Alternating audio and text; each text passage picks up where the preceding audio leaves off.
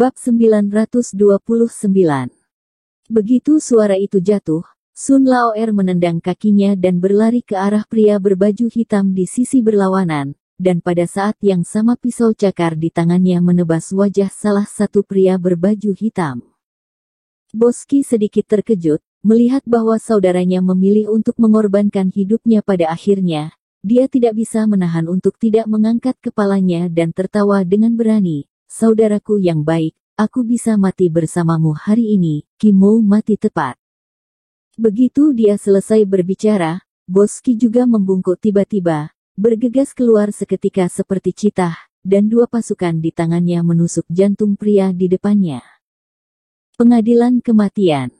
Beberapa orang berbaju hitam berteriak dengan dingin, tanpa ragu-ragu, mereka segera mengeluarkan pedang pendek dan pedang panjang dan menyerang mereka. Dan segera menyebar menjadi dua gelombang, 3 lawan 1.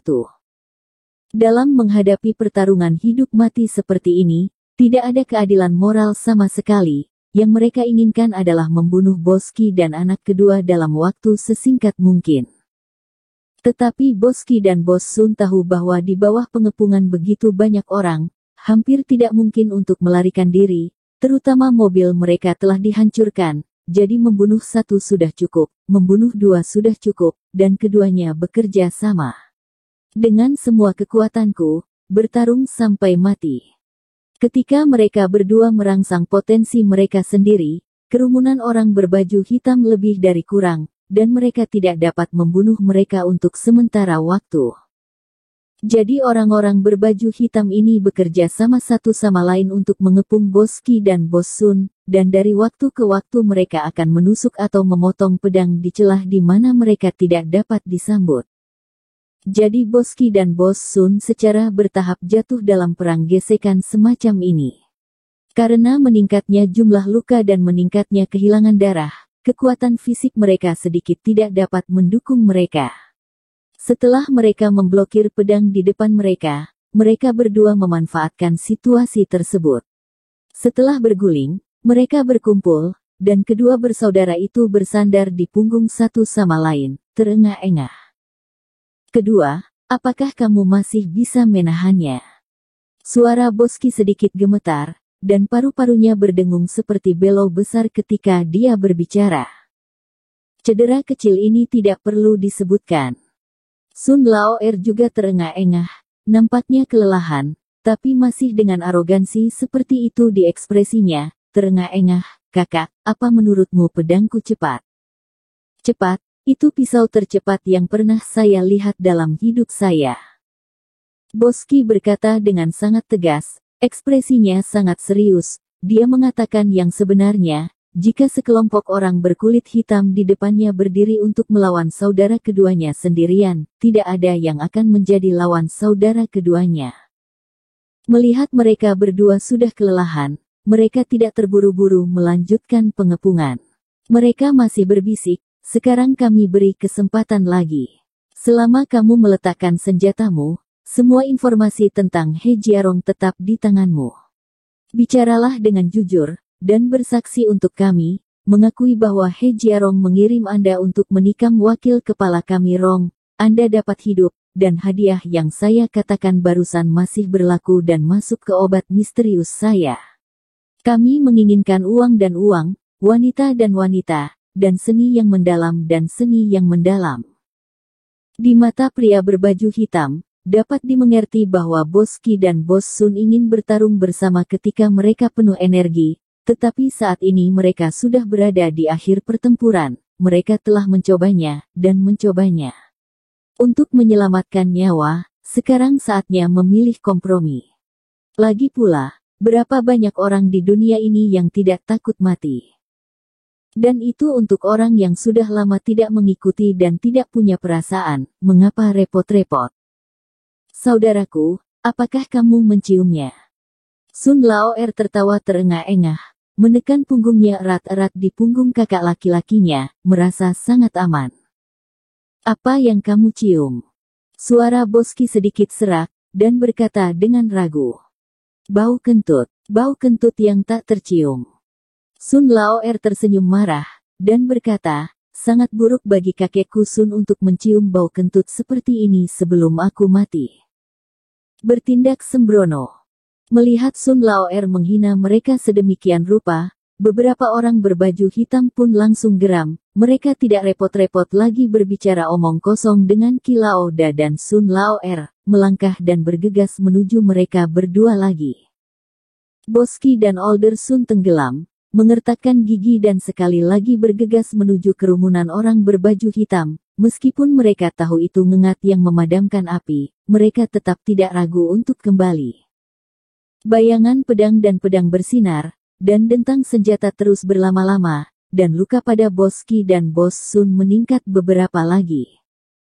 Boski masih bisa terus sempoyongan dengan kemauannya yang kuat, tetapi Sun Laoer menderita cedera kaki, dan langkah kakinya agak sia-sia.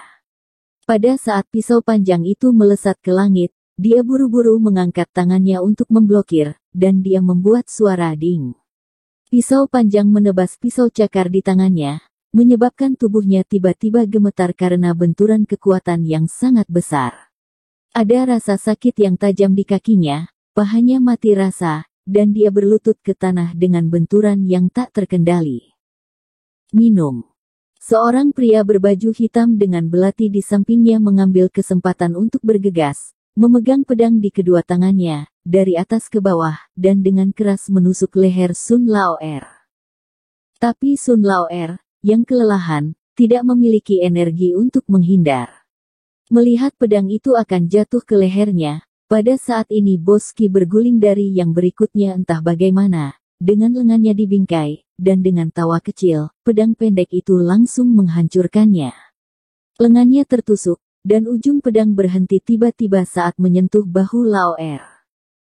Pria berpakaian hitam dengan pedang tidak menyangka bahwa Penatua Qi akan tiba-tiba keluar. Ekspresinya tidak bisa membantu tetapi berubah.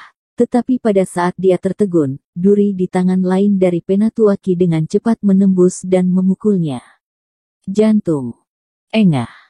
Seteguk besar darah mengalir keluar dari mulut pria berpakaian hitam itu, tubuhnya gemetar. Kakinya lembut, dan dia berlutut di tanah dengan suara normal, tubuhnya bergerak-gerak tak terkendali, dan cahaya di matanya redup dengan cepat. Pergi ke neraka. Kedua pria berbaju hitam itu bergegas dengan amarah, dan dua pisau panjang menebas seperti kilat. Boski buru-buru berhenti dan menghindar, tetapi dia menghindari pisau pertama, tetapi tidak menghindari pisau kedua, hanya mendengarkan kantong.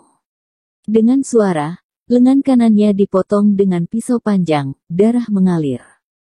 Boski tiba-tiba meratap, pedangnya memasukkan lengan yang mencengkeram lengan kanannya yang terputus, dan jatuh ke tanah dengan keras, benar-benar kehilangan efektivitas tempurnya. Kakak laki-laki. Sun Laoer meraung ketika melihatnya, dan dia merasakan banyak anak panah. Dia menendang kakinya dan dengan cepat berlari ke arah pria berbaju hitam yang telah memotong lengan Qi Lao. Pria berbaju hitam itu secara samar-samar melihat bahwa mata merah Sun Laoer sangat mencolok di malam yang gelap, dan jantungnya bergetar. Pedang panjang di tangannya terayun, dan ujung pedang mengenai dada Sun Laoer. Tetapi tubuh Sun Laoer yang melompat di udara tidak mengelak sedikit pun, membiarkan pisau panjang di tangan pria berbaju hitam itu menembus bahunya dan menembus skapula, dan tubuhnya juga memanfaatkan tren untuk bergegas ke pria berbaju hitam.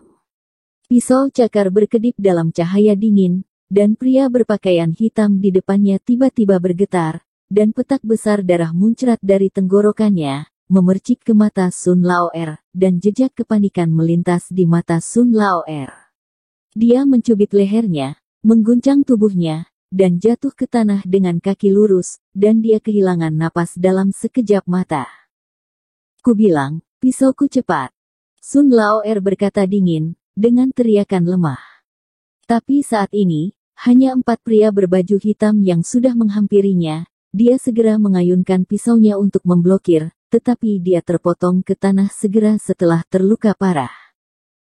Tepat ketika salah satu pria berbaju hitam hendak menusuknya dengan pedang, pria berbaju hitam itu membanting pedang panjangnya, menghalangi pedang pendek pria itu. Apa yang sedang kamu lakukan? Yang pertama bertanya dengan dingin. Dia belum bisa mati, dan kita harus menanyakan kabar pembatasan He Jiarong. Yang terakhir berkata dengan suara yang dalam, lalu mengarahkan pisau panjang di tangannya ke arah Lao Er, dan berkata dengan dingin, katakan, apakah He Jiarong ingin kamu membunuh wakil kepala kita Rong? Ketika dia bertanya, dia diam-diam membuka perekam yang dibawanya, bermaksud untuk merekam pengakuan Sun Lao Er. Hanya wakil kepalamu, siapa yang layak untuk saudara kita? Sun Lao Er tertawa dingin, di mata Tuan He kita, dia lebih omong kosong daripada. Sebelum dia selesai berbicara, pria berbaju hitam di depannya sudah menusuk betisnya dengan pisau. Haha, senang. Dahi Sun Lao Er yang menyakitkan tampak kasar dengan urat biru, dan dia berkeringat, tapi dia masih mendesis dan tertawa bebas. Mata pria berpakaian hitam itu dingin, mengetahui bahwa Sun Lao Er tidak takut mati, dia mengeluarkan pisau panjang yang menusuk kakinya, berjalan perlahan ke arah Boski, dan mengayunkan pisau panjang di tangannya ke leher Boski. Berkata, saya akan bertanya lagi, apakah benar He Jiarong memiliki hati yang jahat dan mengirim Anda untuk membunuh wakil kepala kami?